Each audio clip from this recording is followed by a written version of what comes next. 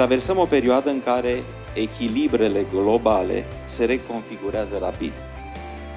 Relația transatlantică, pilon al securității și prosperității europene timp de decenii, este supusă unor presiuni multiple.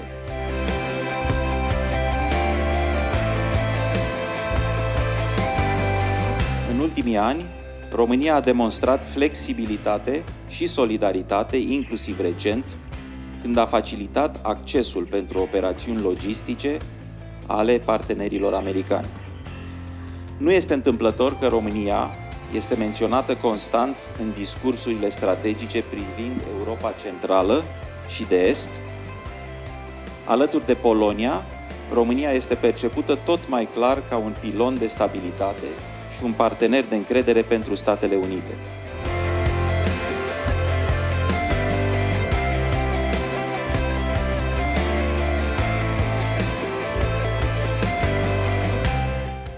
Marea realitate este că în raporturile Uniunii Europene cu Statele Unite, șansa noastră este că putem să ne dezvoltăm rapid un set de relații economice și să începem să compensăm ceea ce nu am construit deliberat până acum. Părerea mea este că nu avem decât o soluție în momentul de față.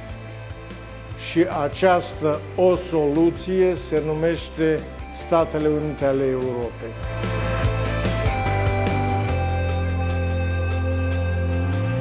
Pentru noi pericolul este Federația Rusă. Nu ne încurcă nici China, nici Statele Unite din punct de vedere de securitate. Dar atâta timp cât tandemul Uniunea Europeană sau tandemul Europa-Statele Unite nu mai funcționează, securitatea noastră este puternic afectată.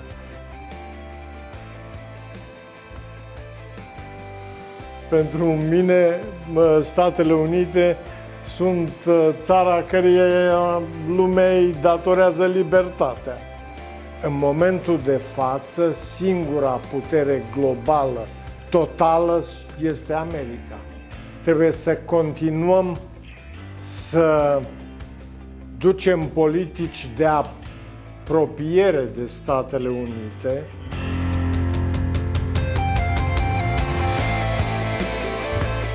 Americanii nu-și iau scutul nuclear de pe Europa și dacă va fi nevoie, îl vor folosi în favoarea Europei într-o eventuală conflagrație care implică arsenalul nuclear al Federației Ruse.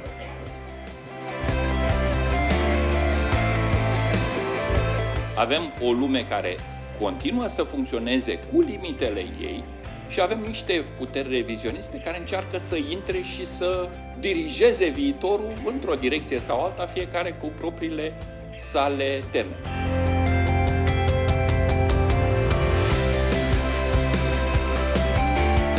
Toată această criză, nu numai Europa, ci și România poate să fructifice momentul. Stai 20 de ani și nu faci un acord cu Mercosurul sau cu India. S-au întâmplat unul la început de ianuarie, unul la sfârșit de ianuarie. Adică faci într-o lună ce nu faci de 20 de ani. Între fidelitatea pilonului transatlantic și ambițiile unei autonomii strategice europene, Berlinul se mișcă tot mai clar spre un rol de arhitect al securității continentale.